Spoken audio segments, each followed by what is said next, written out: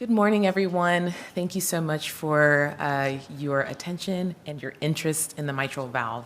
We are really excited to bring three experts here to speak to you guys today all about the mitral valve. We'll be talking about some considerations and controversies and cases. And so the first speaker is a man who needs no introduction, but I will introduce him. Dr. Stan Shernan is currently the Benjamin G. Covino Professor of Anesthesia at Harvard Medical School. He has previously served as the president of the National Board of Echocardiography and the president of the Society of Cardiovascular Anesthesiologists, and as a member of the American Society of Echocardiography Board of Directors and chair of the ACE Research Committee. Stan has devoted over 30 years of his academic career to research and education, focusing on the development of TEE platforms and images, as well as its favorable influence on perioperative and periprocedural clinical decision-making. So we'll welcome Stan up, and my co-moderator, Dr. Kathy Glass, president of the past president, immediate past president of the SCA, is here as well. Thank you very much, everybody. It's really an honor to be here. I hope this works well. I spent an hour in the speaker ready room this morning, and it's going to be a flip of the coin, but we'll find out. The objectives, disclosures. And I was asked to give a comparison, if you will, between 2D and 3D echo and what might be the advantages of the latter. And I thought I'd take two approaches here. First with pathoanatomy, talking about clefts, and then with a little bit of pathophysiology in terms of the advantages of 3D for helping to grade MR severity. So first, clefts, indentations, and cleft-like indentations. I assume all of you are aware of the Carpentier classification for mechanisms, where type 1 is usually associated with what's called normal motion. And I think most people attribute the mechanism in this case to mitral annular dilation, but it's important to remember that clefts, perforations, indentations, for example, also come under a type 1 category. Clefts can be pretty obvious, or they can be very, very subtle. They are defined by some as a defect between coaptation amongst the scallops of a leaflet that extend from the coaptation line more than 50% towards the annulus, and they may or may not leak. Indentations can be a little bit more subtle. They can be less than 50%. So here this patient obviously has A2 prolapse, P2, P3 prolapse. There looks like a defect there. I'll change the orientation, see if it opens up a little bit. But most importantly, does it leak? So three jets, this one over here from the A2 prolapse, this one over here from the P2 prolapse, and another jet there from this deep cleft-like indentation, which must be addressed by the surgeon. If you look at 100 hearts like these folks do, you'll find that most clefts occur in the posterior leaflet. Occasionally they will occur in the anterior leaflet. And breaking down this a little further, you can see a large number not only of clefts, but various patterns of 1, 2, or 3 in the posterior leaflet compared to the anterior leaflet. Perhaps the most predictable clefts we see in the anterior leaflet are associated with an ostium primum, ASD. Like we see here in this 4-chamber view, very large defect with diastolic flow from the left atrium to the right atrium, but you also see quite a bit of mitral regurgitation. And anytime you see this, you have to assume an A2 cleft until proven otherwise, because embryologically they go together. In fact, this cleft is so big you can actually see it in the transgastric basal short axis view, as well as color in that view, even though the color is perpendicular to the beam. Can make it a lot prettier, of course, by looking in 3D echo. So here we see this big cleft in A2, and if we do some rotating and cropping, we can actually look across the plane of that A2 cleft, and this large black hole is the ostium primum defect with the right atrium on the other side. What's interesting here is that clefts are very, very difficult to diagnose with 2D echo. We showed in a series of patients using 2D imaging for mitral valve cases that we missed 20% of the underlying mechanism, and most of these that we missed were due to clefts. Whereas with 3D echo, we only missed 5% of these cases. And in fact, this is a little bit more important. This was a study of 49 patients with degenerative disease and severe MR. Clefts were identified in 35% by 3D echo. They were confirmed by the surgeon 88%, but not a single cleft was identified by 2D echo. So let's go to a case here. 60-year-old man presents from mitral valve with a typical pre-op echo exam showing just posterior leaflet prolapse. And these videos are not ideal, but they're real. So in the 5-chamber view, we see the pretty classic P2, P3, if you will, prolapse or flail with this classic eccentric jet. We go to the mid-commissural view, we see something very different. So there are actually 2 jets here. Good. This jet here is coming flat, straight at your face. Because remember, in the mid-commissural view, you're sitting in the aortic mitral curtain, and jets that come straight at your face in the mid-commissural view will hang low and climb up the atrial wall. But there's another jet here going straight up. And this goes with one of Chernon's corollaries, which is if you see 2 jets going in different directions at the same time, you got to be thinking 2 different mechanisms. So let's look at another phenomenon on this patient. Where does that posterior leaflet go during diastole? Disappears.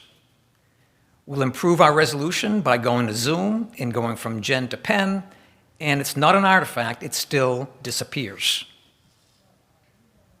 What's going on? Well, let's go to our transgastric basal short axis view. Don't see any clefts there, but what I did here was I started the mid-commissural view and I turned the probe to the patient's left.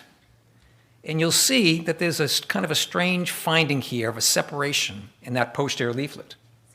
So there's a defect here in this posterior leaflet. When I turn the probe to the patient's right, this is what happens when you turn your probe to the patient's right. You see a straight line going across. What's going on here? So this would be the classic mid-commissural view with P1, P3, and A2 in the middle. Up here in the top left, this is what happens when you turn the probe to the patient's right in yellow here. You just see the anterior leaflet. If you turn the probe to the patient's left, you just see posterior leaflet, P1, P2, P3. So what's happening here is that when I turn the probe to the patient's left to see the posterior leaflet, let's see if I can go back, that's actually the cleft in the middle of the posterior leaflet. Now let me prove it to you with 3D echo. What I've done here is I've created my MPR so the green plane aligns just lateral to the cleft. And you notice here in the upper left, you see the posterior leaflet intact throughout the cardiac cycle because it's not intersecting the cleft. If, however, I move that green plane so it intersects the cleft, now the posterior leaflet disappears during diastole. Let's simulate what happens with my commissural view. Here I've got my green plane cut through the classic mid-commissural view, so I see P1, A2, P3, but if I move this green plane back to cut through the cleft, which would be similar to turning my probe to the patient's left, now I see the cleft. So you can see clefts in 2D echo, you just have to be familiar with what I call echo anatomy. You have to understand the orientation of the probe to the pathology and use your technology to find it and validate it. Or just go to 3D. So this patient had a lot more than P2, P3 prolapse. They also had this big, large cleft. You can even see it leaking there. All right, let's change to some physiology here. Mitral regurgitation. I'm sure you all of you do this classically in terms of grading. You simply look at the size of the jet relative to the size of the left atrium. There are some problems with this, however, especially in the operating room. There's a patient with functional MR after induction. The pressure goes down. So the MR that was purportedly moderate to severe pre-op becomes now mild at most. We work at a place where our surgeons want to give some neosynephrine to simulate ambulatory pressures, and we do that, it goes back up to the moderate to severe range. So it's very dependent on pressure gradients, independent of the vulnerability, if you will, of the size of the hole. This is why the ASC and the SCA want us to get a little bit more quantitative. There are 3 parts of a jet: the proximal flow convergence, the vena contractor width, and then the jet itself. We've talked about why the jet itself might not be the best approach. So let's talk about more quantitative ways. Vena contractor width. As I'm sure you know, this is obtained by putting your short axis plane at the level of the narrowest portion of that jet and measuring the diameter.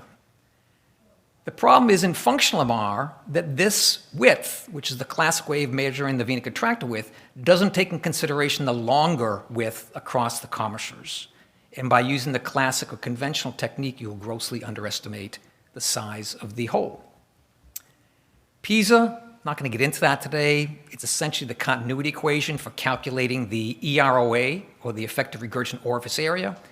But it also makes some assumptions, specifically that the PISA shell is a perfect hemisphere. And that's why this 2 pi r squared formula works. But we know in 3D that the PISA is not a perfect hemisphere. Maybe in a 5-chamber view it looks very hemispheric, but in a mid-commissural view, if you cut across the commissures, it's hemielliptical.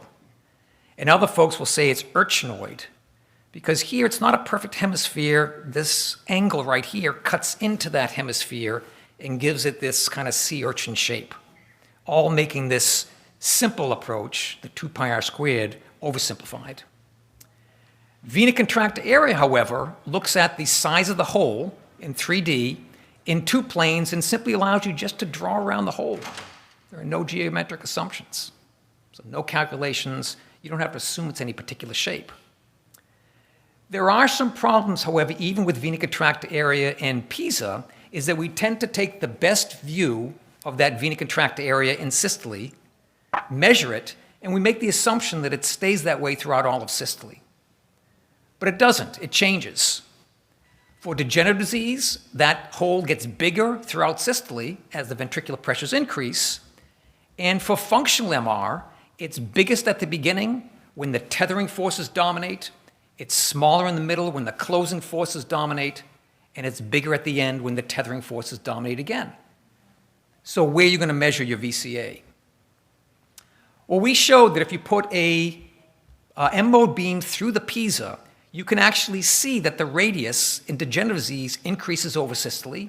And again, as we predicted, it increases during early systole, is smallest during mid, and then increases during systole again at the end of systole.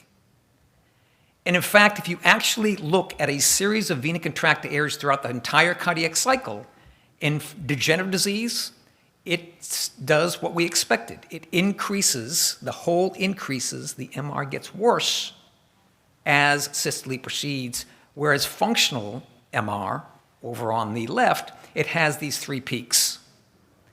So you really need a 3D technique not only to measure the hole, but look at this temporal variation over time if you want to be accurate. Otherwise, you could either underestimate by relying on PISA alone, or overestimate if you simply look at 1 frame.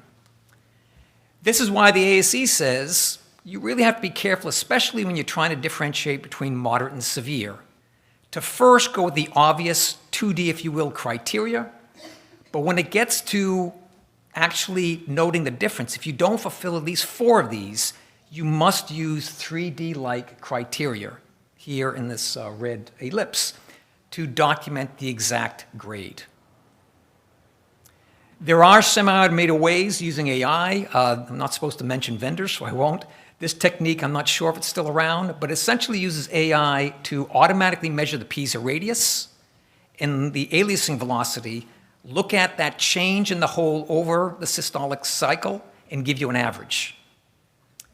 This is a newer form by a different company, which actually uses what I call micro PISAs to fit an asymmetric geometric shape.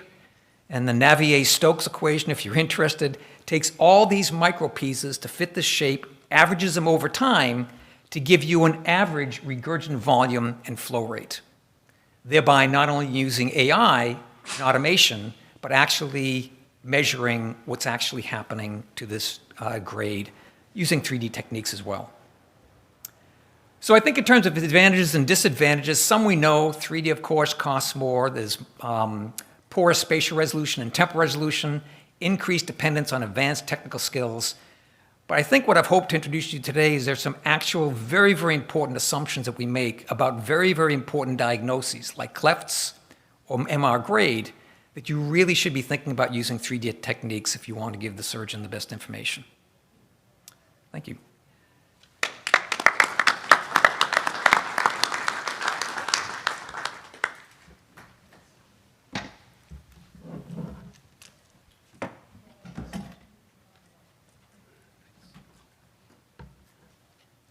Thank you, Dr. Shernan, for that engaging talk. And we'll take questions and answers at the very end of the of this presentation. So the next speaker that I'll introduce is Dr. Varun Patluri. He is a former resident of mine, so I'm very excited to introduce him. He is a cardiac anesthesiologist originally from Houston, Texas, where he had completed medical school and anesthesia training at Baylor College of Medicine. After some time at Johns Hopkins Hospital, where he completed his fellowship in adult cardiac anesthesia and worked as an attending, he has recently returned home to Texas to join faculty as an assistant professor at the University of Texas at Austin Dell Medical School. While we're getting his slides up, I'll go ahead. Dr. Sherman, can we ask you a question about your last lecture? So I'll go ahead and open up the mic if you have a question for Dr. Sherman, and I'll start. So for the typical anesthesiologist in the room who's trying to make these measurements, are these very complex, it seems, 3D measurements, something that that's done in real time? And how long does that take? And how should we kind of budget our timing in regards to kind of giving the surgeon our gestalt as to what's going on? Sure, it depends upon the procedure and the expectations for the outcome. But I start off with 2D echo, looking at the size of the jet relative to the atrium. If it's trace, it's probably trace, unless the pressure is 0. If it's severe, it's probably severe. And I usually don't do a lot more than that, just for grading MR. If it's between moderate and severe, or even mild and moderate, and the surgeon says, Stan, if it's moderate, I'm operating on it. If it's mild, I'm not. Then I think I have to go to another more quantitative, reliable measurement. And I'm a big fan of vena contracta areas because it's a measurement, it's not a calculation. You can go in if you have, I'm not supposed to mention vendors, if you have multi-view, you can do a real-time analysis, identify that vena contracta area, and just trace around the color. I'm a big fan of that. If it's even more critical, if I'm still on the edge, then I go to the next advanced modality. But remember that the more and more information you get, unless you know what you're doing, it can get more complicated. Keep it simple, then escalate as you see fit, depending upon the importance of the decision. And you can, I mean, Charles and I do this all the time in the operating room or in the cath lab, so it easily can be done in a very short period of time. Do we have any questions from the audience? Dr. Sherman, not everyone has the access to 3D machines, and not everyone has trainees. So if 2D was your only option, those manipulations you were talking about, how accurate have you found them to be? Or what helpful hints do you have for people coming across a patient like this when 2D or 3D isn't an option? So I think one aspect of being an anesthesiologist is we're not appreciated for our role as being a consultant. You know, there are certain things that we do which are pretty concrete, intubating, putting in invasive monitors. But when you are doing echocardiography, it's a piece of information that you only incorporate into your knowledge, your experience, based upon valvular heart disease. It's one more piece of information that helps you provide some advice or recommendation. And so I start off simple with everything. I start off simple with echo. I start off with 2D echo. If the answer is obvious, then you should not make it more complex. If it's not obvious, then you have to escalate. And that may mean a variety of things. It may mean that I need help. You know, if I don't know what to do, I'll say, Charles, where are you? You can come by and give me a hand. If we make this decision, the patient's going to have an operation that they didn't consent for. So I just want to make sure that you agree with my decision. And Charles will come in and he'll either say yes or no, and I think he would do the same for me. I may tell the surgeon, I'm not quite sure I can give you an answer. I need some more information here. You're going to have to give me some time. I may need a resident to come in the room or my buddy so I can do these and he can watch or she can watch the patient. So our role here as a member of the team is critically important. Don't ever undermine that or feel pressured to give a response that is inaccurate or that you're not sure of. That would be unfair not only to you, but to the patient. And I have no problem telling the surgeon that. So take the time you need to make these critical decisions, or at the very least tell the surgeon, I don't know, this is the trend, this is what I would suggest that we do, and take responsibility for your role in that decision. But I think you folks should hopefully know that, and and we'll proceed in that way. I mean, I don't know if anyone else on the panel feels differently. Feel free. Thank you, Dr. Sherman. My name is Varun Patleri, and we'll be talking about the surgical mitral valve today. So our objectives for today are to review the benefits of mitral valve repair versus replacement, review mechanism, severity, and etiology of mitral regurgitation, describe mitral valve pathology favoring repair versus replacement, discuss contraindications to mitral valve repair, and analyze and review the predictors of mitral valve repair failure. So while both repair and replacement are essential techniques in addressing mitral regurgitation, each of these techniques comes with its own benefits. Particularly in degenerative MR, the benefits of repair include preservation of native valve tissue and apparatus with lower operative mortality, higher long-term survival, lower rates of reoperation, lower rates of valve-related complication, and better preservation of ventricular function.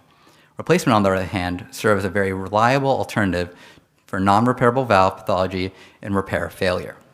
Replacement may potentially be more durable than repair in specific clinical contexts, such as ischemic MR with LV remodeling and tethering, as well as mitral rheumatic disease. So the number of mitral valve repair techniques are numerous, including annuloplasty, artificial cord implantation, triangular resection, quadrangular resection, sliding plasty, and commercialoplasty, to name a few. Broadly, the techniques are divided into two classes, respect versus resect. The respect technique involves preservation of the leaflet tissue and correcting prolapse and flail with artificial cords to support the leaflet rather than remove it, often in combination with an annuloplasty ring. The resect technique involves removing abnormal, prolapsing, or excessive tissue with the goal of restoring normal leaflet shape and coaptation. While the resect technique has historically been the gold standard, we've increased the utilization of the respect technique, now culminating in a newer approach: respect when you can, resect when you must. For mitral valve replacement, our options are biologic valves and mechanical valves. Bioprosthetic valves are made of either bovine or porcine pericardium and have a lower risk of thrombosis and reduced need for anticoagulation, but are more prone to structural degradation over time with an average lifespan of up to 10 to 15 years.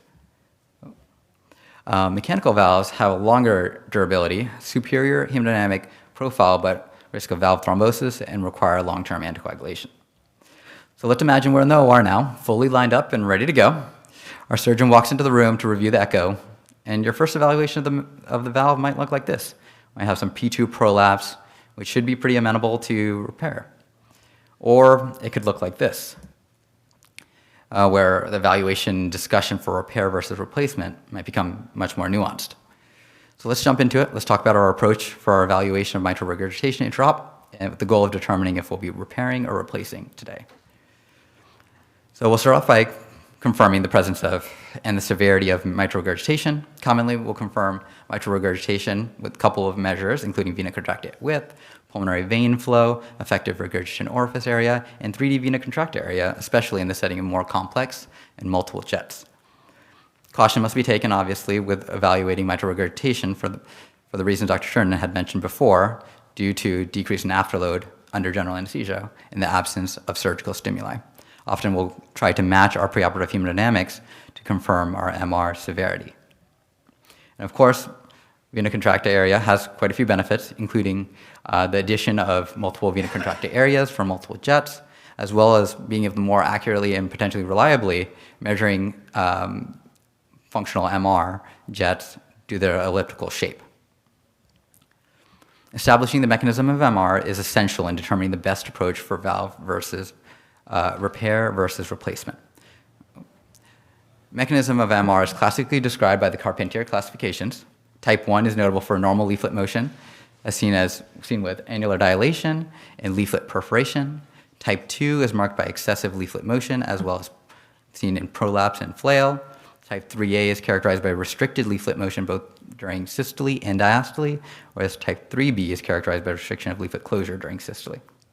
The mechanism and location go hand in hand with specific attention to the scallops A1 through 3 and P1 through 3 involved in the pathology noted.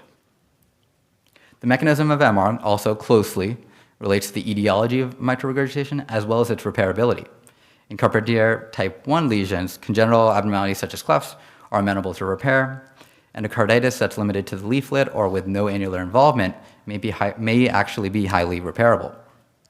Carpentier type 2 lesions without involvement of diffuse bileaflet disease is potentially highly repairable. Carpentier type 3 lesions, such as rheumatic mitral valves, may be repairable, but often come with a higher risk of reoperation and should be performed after a thorough evaluation and consensus with your surgeon. Complex repairs are often best performed at mitral valve centers, given the associated risk of failure. And of course, we can't talk about mitral regurgitation without just briefly reviewing etiologies. MR is broadly classified into primary and secondary MR. In primary MR, the problem originates from the mitral apparatus, from the leaflets, annulus, chordae, and papillary muscles, with degenerative disease as a leading cause of primary MR in the US, with rheumatic heart disease still common globally. In secondary MR, the mitral apparatus is normal, but the MR results primarily due to left atrial or ventricular remodeling and altered geometry. And of course, it's important that we discuss our feasibility of repair, which is determined by the location of the calcification to the leaflet and the annulus, the degree of subvalvular disease, the mechanism of MR, and other complicating factors. Feasibility of repair is also highly dependent on surgical expertise. Just another reason why the surgeon is critical in this decision-making process. Repair is highly favorable in locations where disease is isolated rather than diffuse, where calcifications are limited, when the subvalvular apparatus has limited thickening and retraction, and when the mechanism of MR is limited to focal prolapse or flail. And so mitral valve replacement is strongly considered in patients with severe MAC, or mitral annular calcification, coexisting mitral stenosis, diffuse infectious leaflet or annular destruction, acute ischemic papillary muscle rupture, and severe diffuse bileaflet disease.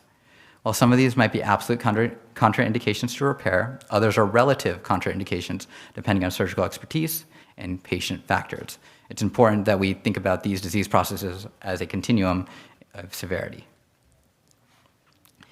We also need to classify our failure of mitral repair, which is generally defined by more than moderate or more than mild residual mitral regurgitation, iatrogenic mitral stenosis with a gradient over 6 millimeters mercury or a mitral valve area of less than 1.8 centimeters squared, or dynamic LVOT obstruction as seen with SAM.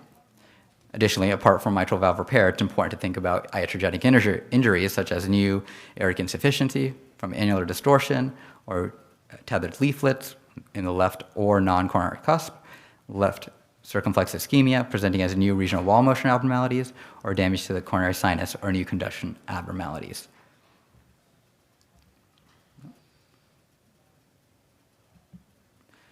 Severe mitral predictors of repair failure are also critical to consider. We have higher likelihood of repair failure and increased risk of reoperation when we see mitral annular dilation, diffuse bileaflet disease such as Barlow's valves, rheumatic disease, commissural disease, left ventricular remodeling with a tenting height of over 1 centimeter, tenting area of over 2.5 centimeters squared, and a P3 tenting angle greater than 29 degrees, along with SAM and left ventricular dilation. And here we can see that in setting of increased tenting angle, area, and height, these valves are at higher risk of repair failure due to LV remodeling. And of course, we can't talk about mitral valve repair without talking about SAM. During SAM, the anterior leaflet is drawn into the left ventricular outflow tract, causing dynamic obstruction, classically characterized by posteriorly directed eccentric jet. In some settings, we might see central or anteriorly directed jets, which should clue you in to investigate further for the mitral valve pathology. Our predictors of SAM include anterior to posterior leaflet coaptation height ratio of less than 1.3, a C-sept distance of less than 2.5, a mitral aortic angle of less than 120 degrees, an LVOT width less than 2 centimeters, which are measured during systole, as well as our anterior leaflet length greater than 2 centimeters, posterior leaflet length greater than 1.5 centimeters, a basal anteroseptal wall thickness greater than 1.5 centimeters, which are all measured during diastole. And of course, a small hyperdynamic LV also will predispose to SAM. Here's an example of how we'll measure our SAM risk factors in 2D. The mitral aortic angle is measured between the mitral and aortic annulus planes. The LVOT width is measured inner to inner, just proximal to the insertion of the aortic cusps. The coaptation Septum distance is measured from the coaptation point of the mitral valve to the nearest point in the interventricular septum during systole, and the anterior and posterior leaflet lengths are measured during diastole, along with the basal anterior septal wall thickness. I hope this presentation has a couple of takeaways with utilizing both 2D and 3D echocardiography to investigate severity, mechanism, and location of mitral regurgitation, as well as evaluating contraindications to repair and predictors of repair failure. Surgical expertise is absolutely critical in determining our repair versus replacement. Repair when you reliably can do so, and replace when you cannot.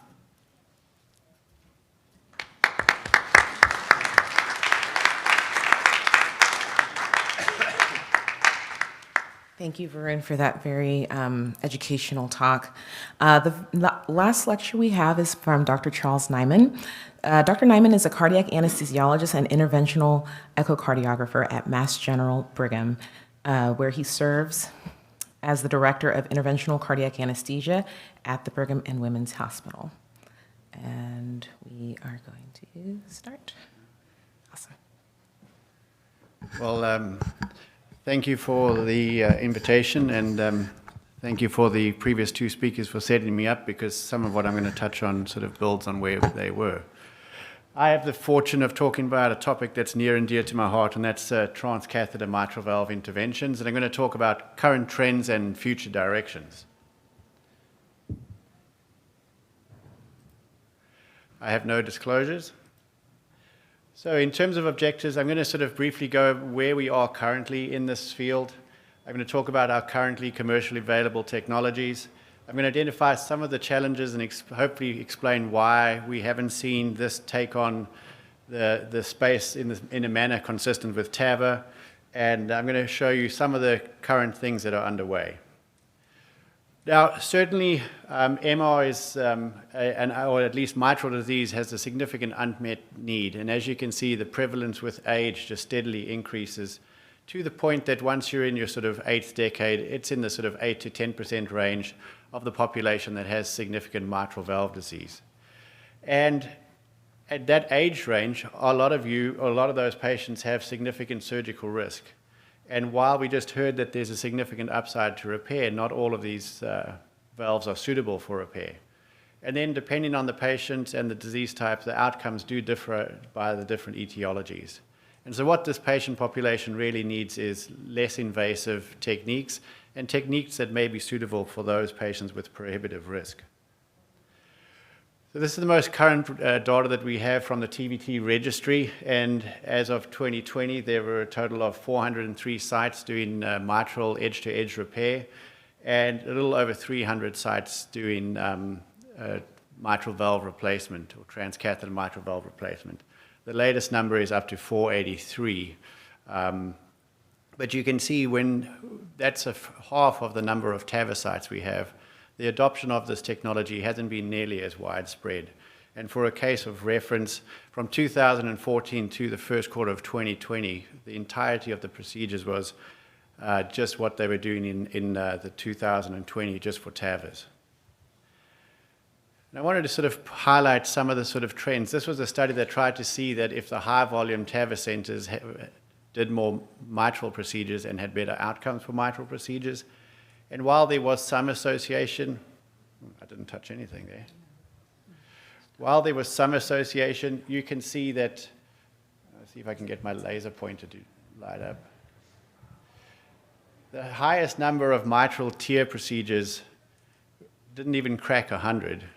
And yet you've got TAVR stations, sites that are approaching 400. And a significant majority of the institutions are doing sort of 1 to 2 procedures a month.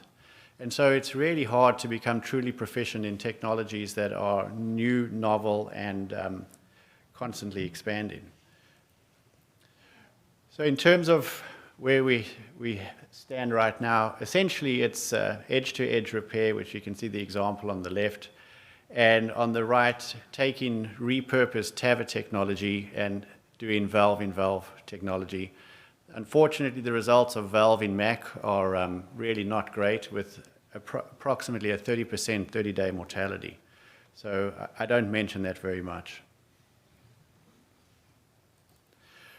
So in terms of the timeline, how did we get here? Well, funny enough, edge-to-edge repair actually arrived on scene before our TAVR technology did, with the first patients being treated in the early 2000s.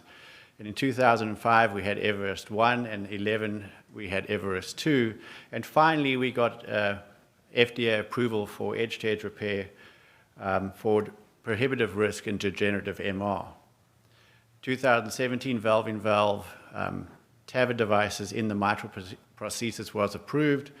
And then we had 2018, we were all happy to get our COAP data. Unfortunately, the exact same issue, the Mitra FR data was published, saying that there wasn't much of a benefit in the edge-to-edge repair technique, but the FDA did approve edge-to-edge repair for secondary MR.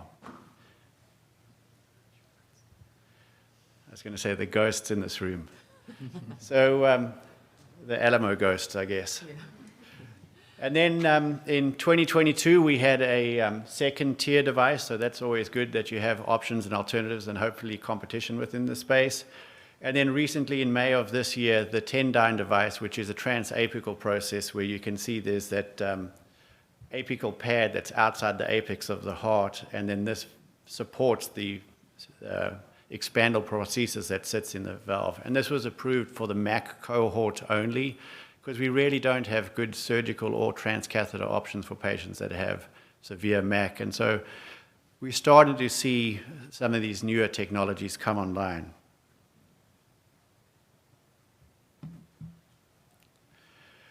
So why has it taken so long for these cases to sort of be adopted in the manner that we saw with TAVR? Well, there are certain pros for TEER. So the one pro is that it's had a lot more clinical experience. It's been around on the market for, approaching a decade and a half.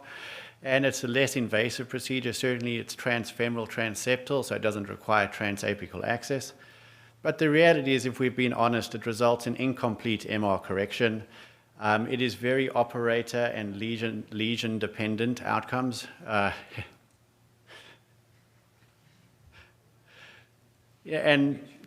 was going to say, it won't get to me. But so, I think we've all encountered this. There's certain skilled operators that are very proficient with the TEER systems, but even in their hands, there's certain disease pathologies that aren't suitable to TEER.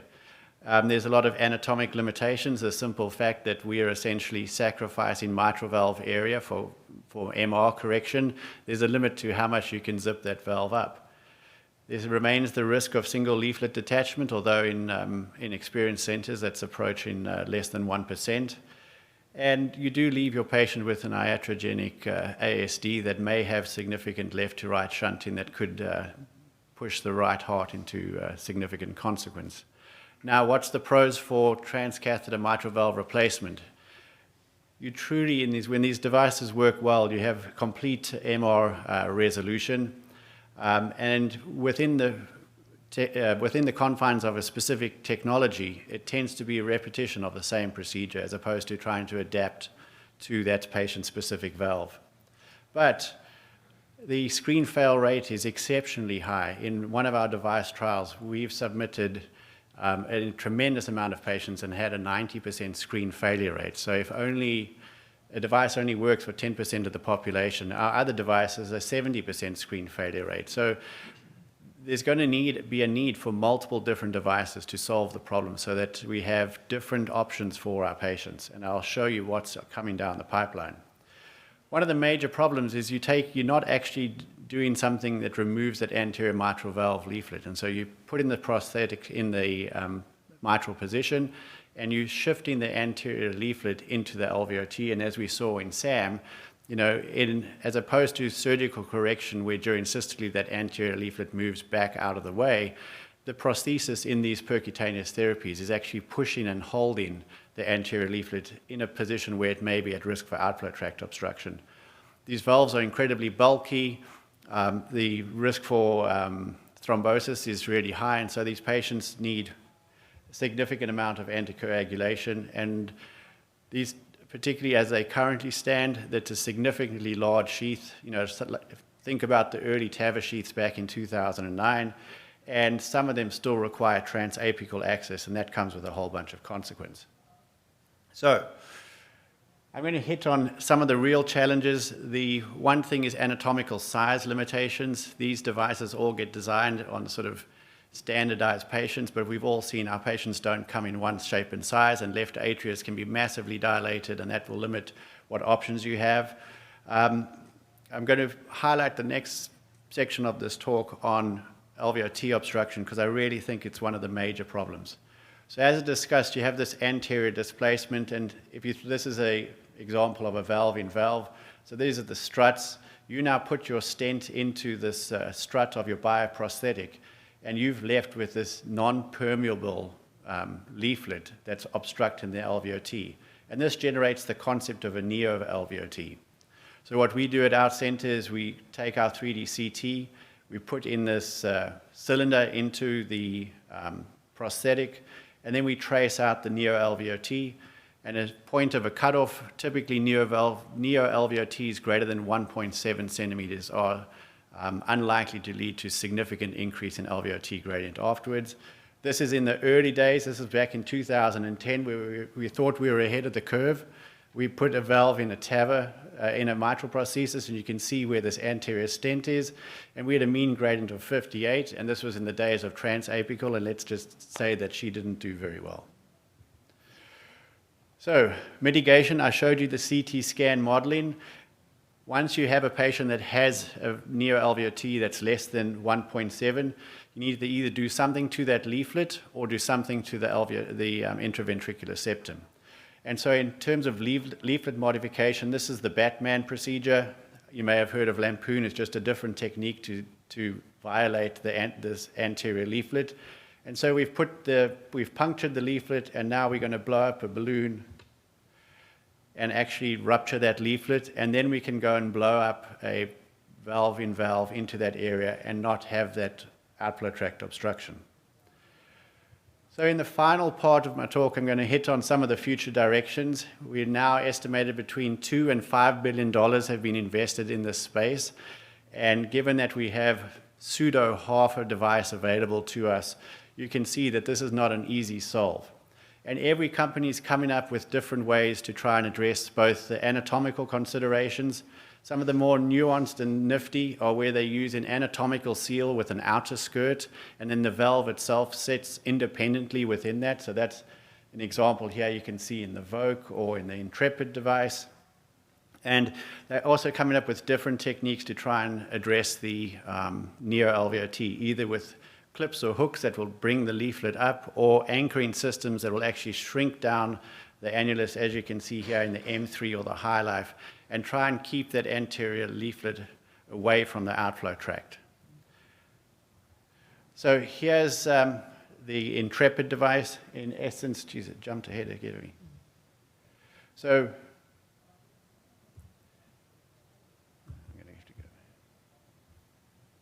starting with the atrial aspect, you deploy the atrial aspect, you then align it with your annulus, and then the lower ventricular component is expanded. But even this is one of the patients that actually managed to make it through selection.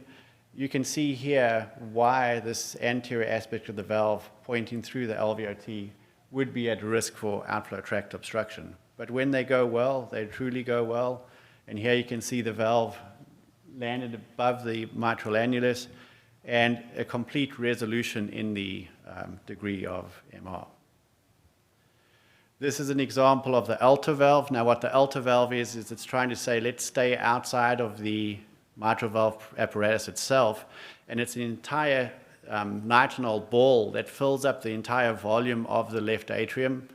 And then beneath that is what's in the lower aspect of that ball is the mitral valve. And you can see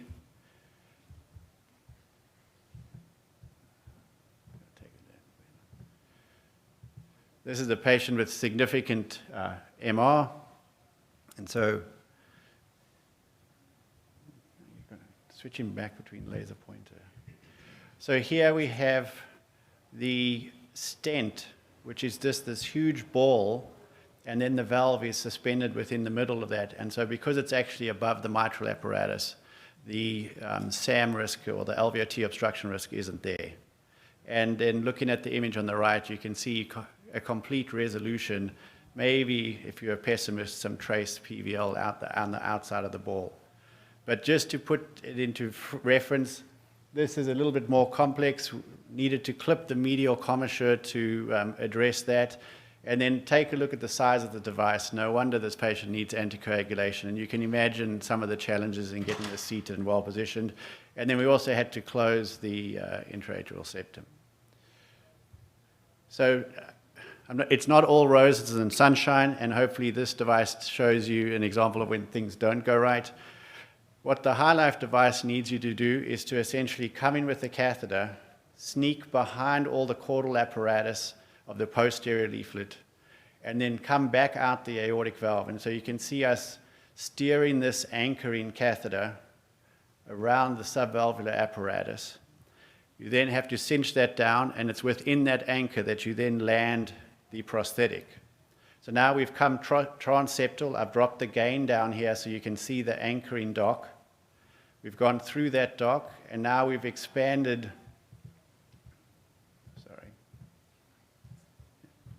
So now we've expanded the ventricular aspect, and we're going to withdraw it.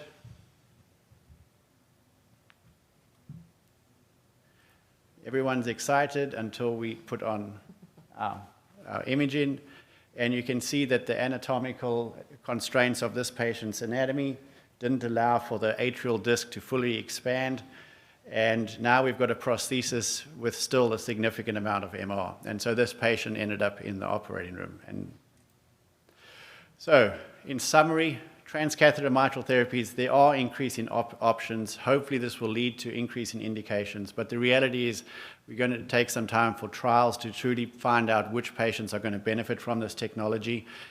The unique challenges are incredibly hard to solve between the anatomical variety of one patient's valve to the other, alveolar T obstruction, sizing challenges, but I will put it to you that the future is happening now, and so if this is an area of interest, get involved on the ground floor because it really is moving quickly. So I thank you for your time and attention.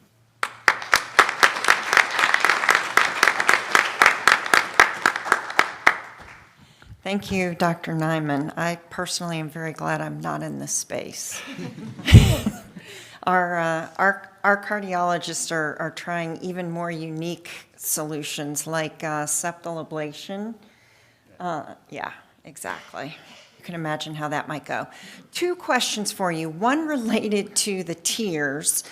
How do you walk that fine line between MR and MS? We know a lot of these patients are old and frail, and the MR is causing pulmonary hypertension and TR and congestive hepatopathy. But the MS, is it really that much better? And why do we accept a mean of 8 in the procedure room knowing that they're going to have minimal exertional capabilities later? How do you walk that line? That's first. Yeah, so a really good question and something that's one of the obvious limitations of TIA. In terms of things to aim for, we typically aim for a valve area of greater than 2, which we measure with MPRs at the leaflet tips.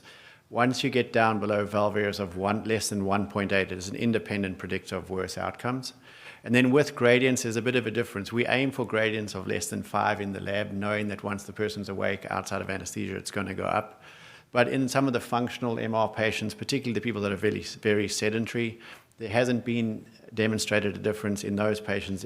Some centers will accept a mean gradient of over 7.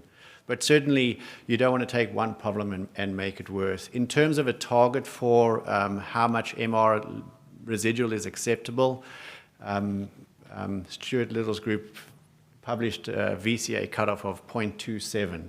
So if you get to the end of your procedure and actually trace out your residual resultant MR, and you've demonstrated that you're now in the low moderate range, rather walk away than put another clip on, because you can always come back and put a third clip on or a fourth clip on if you need it.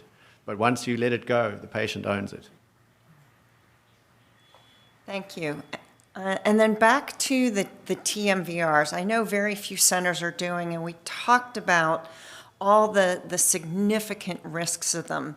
What would you say to an anesthesiologist who approaches you and saying, we have a new structural heart doctor that wants to start doing TMVRs at our center that isn't even doing TEERS and our cardiac surgeons aren't in-house? Yeah.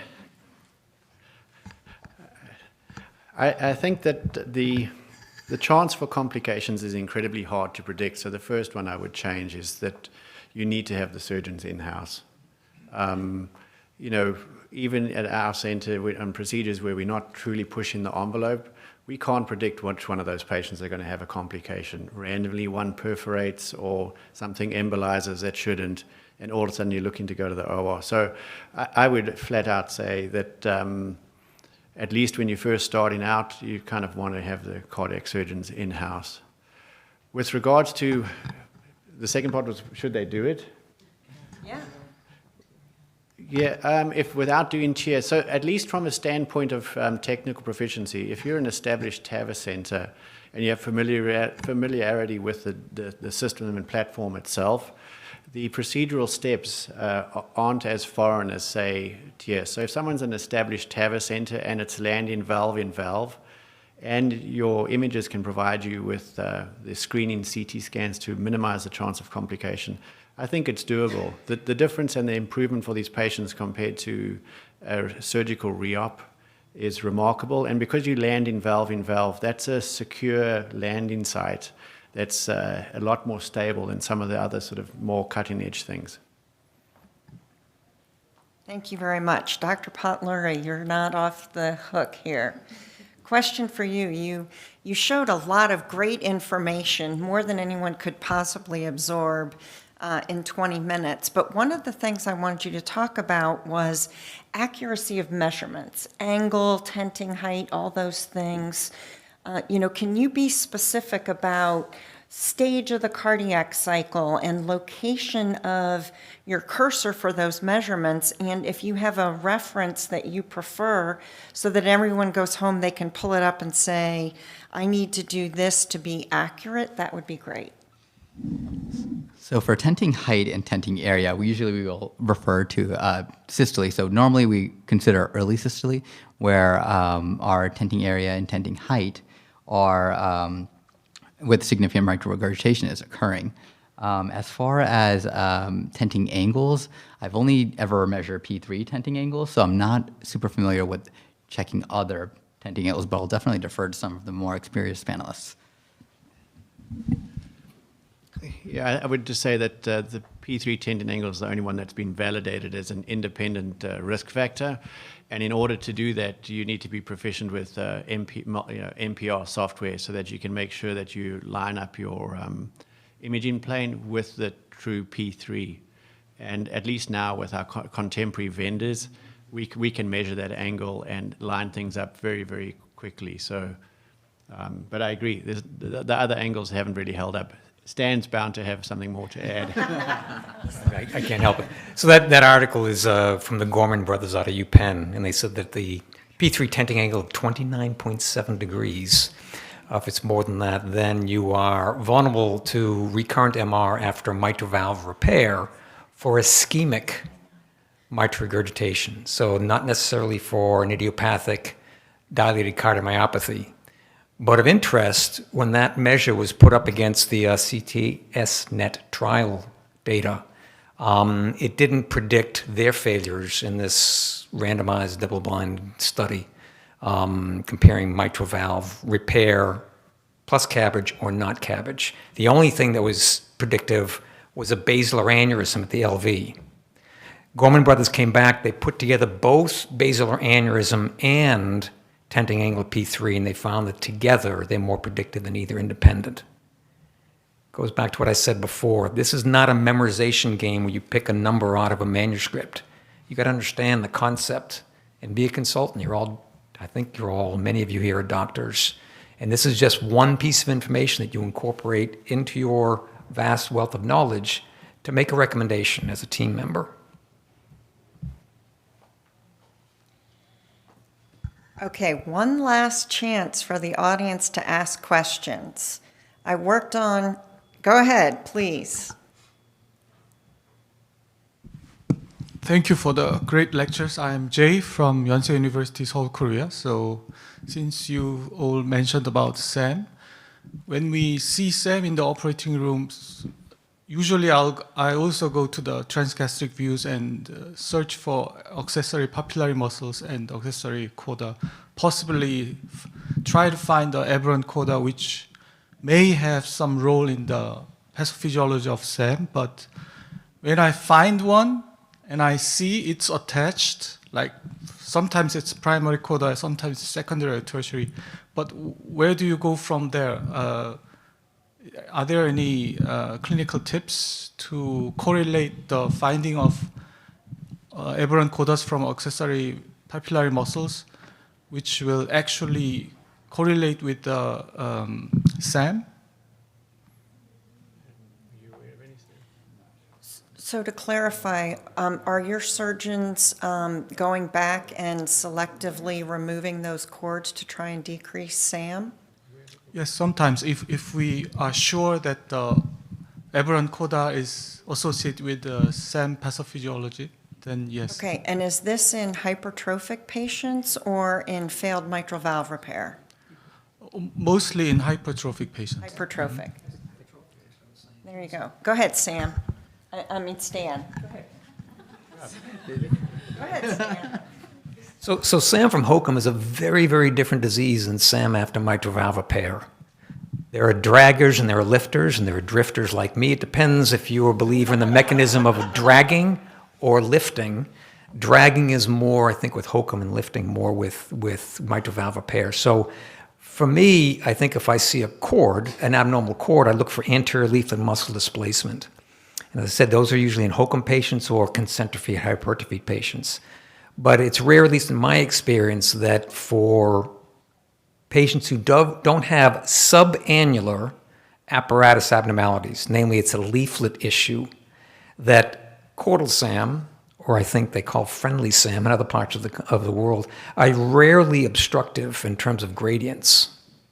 So start off first, you have a Hokum patient or a functional MR patient, degenerative patient. Number two, look at the subvalve apparatus. Do they have anterior papillary muscle displacement? Three, if they don't have leaflet SAM, do they still have a gradient? And if they don't, you have to explain to yourself why a cord alone should be causing it. But again, primary thing is very different mechanisms between Hokum and degenerative disease, at least. Does that answer your question? Yeah, okay, thank you. All right. Well, please join me in thanking our panelists for some highly educational and helpful lectures, and thank you all for your time and attention.